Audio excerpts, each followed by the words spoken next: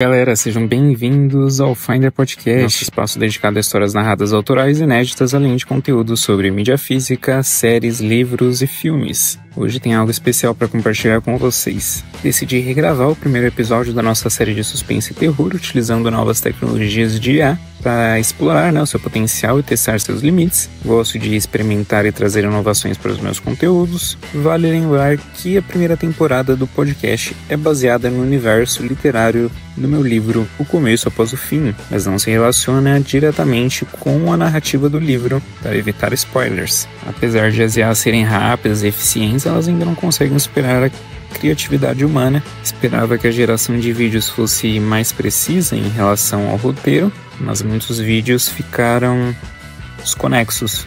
Mesmo assim, gostei da narração, embora as opções de vozes em português ainda sejam limitadas. Gostaria de encerrar este episódio com a música My Mother's House da banda The Caution Children. No entanto, ela possui direitos autorais. Eu vivo de música, eu sempre gosto de indicar, então para quem quiser conferir a música, está disponível no SoundCloud e vou deixar na descrição do vídeo.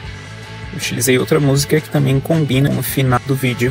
Sempre busco ser minha melhor versão, melhorar constantemente os meus conteúdos. Esta regravação é uma segunda edição do primeiro episódio. Espero que um dia eu possa criar curtas das minhas histórias com mais controle sobre a produção. Enquanto isso, eu vou continuar testando essas tecnologias e compartilhando minhas impressões. Espero que gostem deste novo formato e continuem acompanhando as minhas histórias. Está nos meus planos fazer o mesmo para os demais episódios, mas o foco principal será nos novos conteúdos, devido à falta de tempo para produzir e editar, já que no momento é apenas um hobby. O objetivo principal sempre foi divulgar meu trabalho como escritor, inclusive convido vocês a conhecerem a minha página de autor na Amazon. Basta digitar Luke Olivier, O Começo Após o Fim. Lá vocês encontram não somente esse, como meus outros livros. Ao todo são 4 títulos, escritos nos últimos anos. O Começo Após o Fim, uma distopia apocalíptica que envolve ficção especulativa, terror e fantasia. O Silêncio das Árvores, uma continuação de O Começo Após o Fim, mais completo e uma grande evolução do meu universo literário. Lá eu trago explicações para diversos mistérios, inclusive a revelação do desconhecido, de como tudo aconteceu e como tudo progrediu.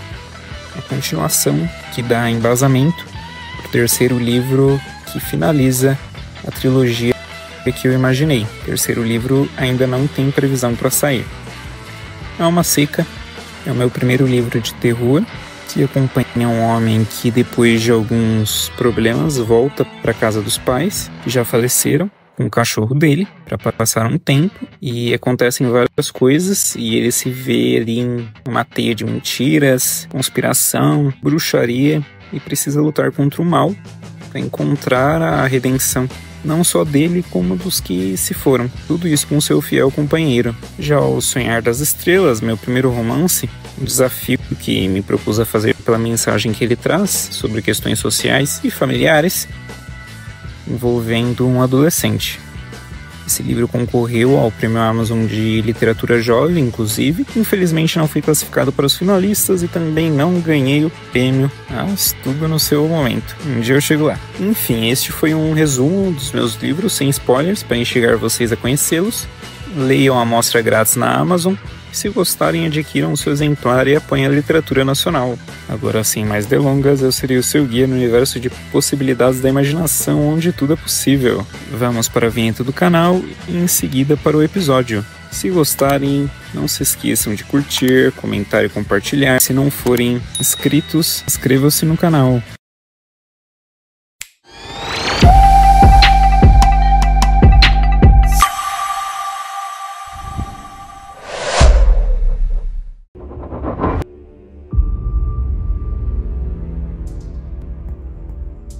Quando eventos estranhos começaram a tomar forma e atingir vários lugares ao redor do mundo, o desconhecido preparou seus escolhidos para trazer a destruição que desejava.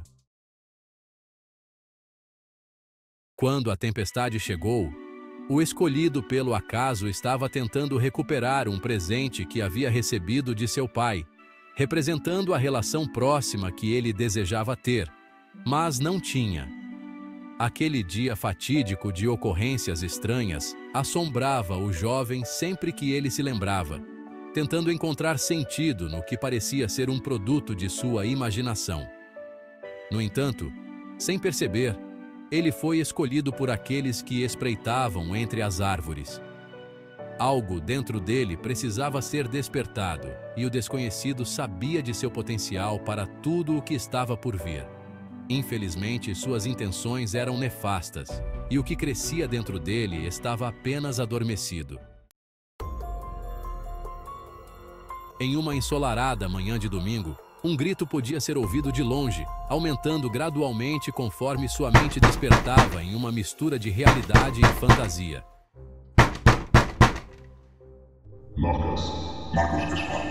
Levanta, Marcos, venha tomar seu café da manhã. Calma, mãe, já estou me levantando. Levanta, Marcos, venha tomar seu café da manhã. Calma, mãe, já estou me levantando. Sua voz estava cansada e arrastada. Não era a voz de um garoto que havia dormido até tarde, muito menos sua expressão facial, com olheiras profundas de quem não dormia há muito tempo. Sua empolgação ao se levantar e ver sua mãe abrindo a cortina do quarto e depois a janela para deixar entrar ar fresco era inexistente, apesar do belo dia revelado pela janela. As coisas já não eram como ele se lembrava. Marcos sentia que não era mais o mesmo. O domingo era apenas mais um dia em um ciclo torturante que parecia interminável. Sua mente parecia mais perturbada a cada dia. Algum tempo havia se passado desde o evento que o mudou para sempre, e apesar dos relatos isolados ao redor do mundo que Marcos conseguia capturar de comunidades na internet, tudo era tão desconhecido quanto uma ilusão. Suas memórias eram fragmentadas e se misturavam com lembranças de pesadelos. Mas ele sabia que algo estava errado. Ele não se sentia mais o mesmo. Não se sentia mais parte do lugar em que estava, como um personagem deslocado de sua narrativa.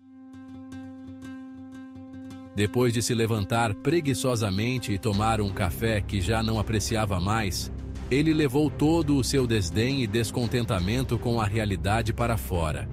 Como um típico adolescente, ele se sentou na cadeira do quintal e observou sua mãe sair para fazer as tradicionais compras de domingo.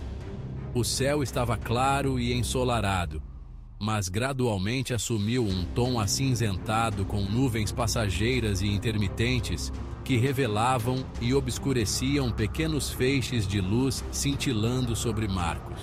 Então, uma brisa fria e suave começou a varrer seu corpo, como se o confortasse, trazendo uma expressão momentânea de alegria em seu rosto, com um pequeno e assustador sorriso que rapidamente deu lugar ao vazio.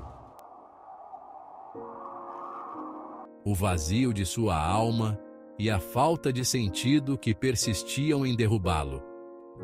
Esse sentimento, visto por sua mãe com preocupação por depressão ou qualquer outro transtorno psicológico, era o que ainda o mantinha humano. Era o que ainda mantinha sua mente sã. Era a fuga de seus pensamentos mais sombrios e cruéis, que logo não seriam mais os mesmos, pois o que o havia escolhido conhecia seu potencial e estava preparando-o pacientemente. Do outro lado da rua, um vizinho estava lavando seu carro enquanto ouvia sua playlist de música sertaneja. Em outra casa, alguém estava ouvindo música internacional, e os sons se misturavam com o cheiro de churrasco de outro vizinho e as risadas descontroladas de alguém que parecia querer ser notado, exibindo uma falsa felicidade. Mas tudo logo se dispersou da percepção de Marcos, e nada além do silêncio e da passagem das nuvens no céu foi percebido por ele. O movimento das árvores com o vento trouxe folhas que se espalharam pelo quintal, e algumas caíram sobre ele, mas sua expressão estava paralisada e sem resposta, como se nada daquilo tivesse qualquer significado, ou como se ele não estivesse ali. Seu olhar estava fixo no vazio, como se estivesse sem vida. Um pássaro, comumente chamado de bem-te-vi por causa do som de seu canto, então se aproximou, capturando sua atenção por um breve momento. Seus olhos seguiram o movimento do pássaro, enquanto ele caminhava um pouco pelo quintal sobre as folhas secas que se acumulavam, decaindo entre os detritos da natureza, parecendo observá-lo. Após um curto período, o pássaro voou para uma árvore e começou a emitir seu som agudo e irritante, como se estivesse gritando por alguém na tentativa de despertá-lo. Outros como ele se aproximaram e encheram os galhos daquela árvore, emitindo um som agudo e irritante que parecia despertar Marcos de sua realidade. O som fez com que ele começasse a tremer como se estivesse tendo uma convulsão epiléptica, fazendo-o cair da cadeira em que estava sentado, ainda com uma expressão paralisada e seu corpo em posição fetal. De repente, como se saísse de um transe psicodélico, ele começou a se contorcer, colocando as mãos sobre os ouvidos como se estivesse sentindo a pior dor do mundo. Então, ele começou a gritar desesperadamente, mas seus gritos não faziam som. Apenas ele podia ouvi-los, como em um terrível pesadelo. Todos ao redor não podiam ouvi-lo. Os pássaros se dispersaram, e apenas o que começou tudo permaneceu na árvore, emitindo o som irritante que parecia atuar brutalmente na cabeça de Marcos. Delírios se misturavam com memórias daquele dia torturante em sua mente, e uma voz interior parecia dizer: liberte-se, liberte-se, cada vez mais alto, como agulhas perfurando seus tímpanos. Liberte-se, liberte-se, liberte-se. Com dificuldade, Marcos se levantou e correu para dentro de casa em direção ao banheiro. Ele olhou para o espelho e percebeu sangue escorrendo de seus ouvidos. Então, uma dor aguda em seus olhos fez sua visão ficar turva, e uma sensação de desmaio fez com que ele caísse no banheiro.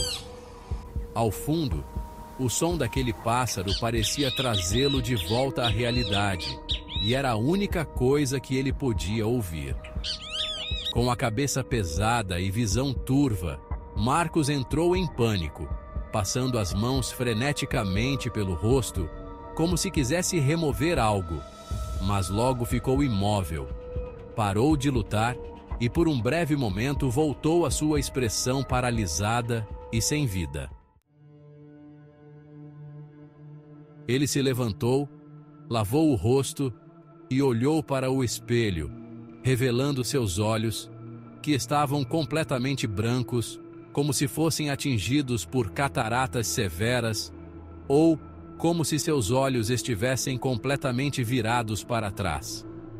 Marcos então se aproximou do espelho como se estivesse se preparando para uma luta, encarando seu oponente. Ele fechou os olhos e, quando os abriu novamente, eles estavam normais. Então as luzes do banheiro começaram a piscar como se houvesse uma falha elétrica, e o mesmo aconteceu em toda a casa por um breve momento. Marcos então secou o rosto com uma toalha como se nada tivesse acontecido. Com a mesma expressão fria e sem vida de antes, ele caminhou até a sala de estar e se sentou no sofá como se estivesse esperando por algo. O canto irritante do bem-te-vi persistia. Os olhos de Marcos pareciam mudar à medida que o canto aumentava e diminuía, afetando sua expressão facial.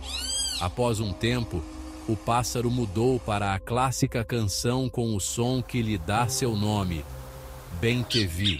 Marcos está sentado no sofá, olhando para o nada, com a televisão desligada. A mãe de Marcos chega em casa com as compras de costume para os domingos. Ela avista Marcos sentado, e sua expressão de preocupação traz lembranças confortantes dos tempos em que seu filho se alegrava e corria para ajudá-la a preparar seu almoço favorito de domingo. Enquanto prepara a comida, a mãe de Marcos observa seu filho, envolta em um turbilhão de pensamentos confusos. Sua cara de pena e preocupação a faz se atrapalhar nas tarefas mais simples, derrubando talheres e, em seguida, um prato. Apesar do barulho, Marcos apenas olha em sua direção com uma expressão fria e vazia.